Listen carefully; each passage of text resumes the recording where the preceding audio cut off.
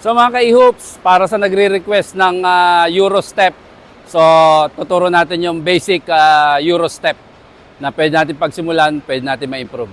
Okay, so sample natin, kunyari ito yung tao, okay, para makita lang natin kasi ang galaw ng Euro is parallel sa tao. Okay, yun yung Euro step na tinatawag. So, i-walk through muna natin, okay?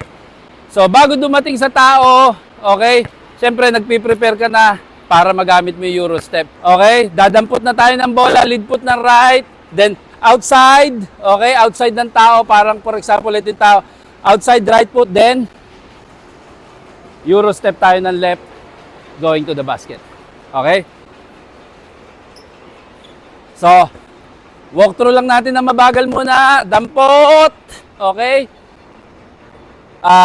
Step right, outside, then last step para sa basket.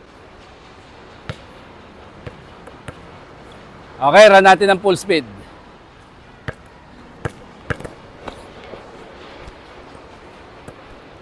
Lagay natin yung pangalawa. Okay, na pwede natin gawin. Okay, pass fake. Okay, Euro step na may pass fake.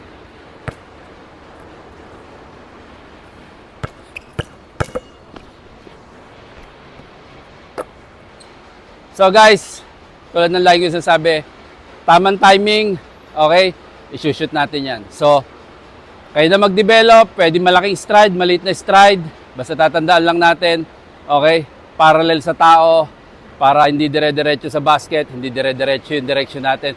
Yun yung iwas, yun yung ginagamit natin para makaiwas sa depensa nag-iintay. Maraming salamat sa panood. Kung sa tingin natin nakakatulong at may matutunan, please, share and subscribe. Maraming salamat mga ka-ihoops.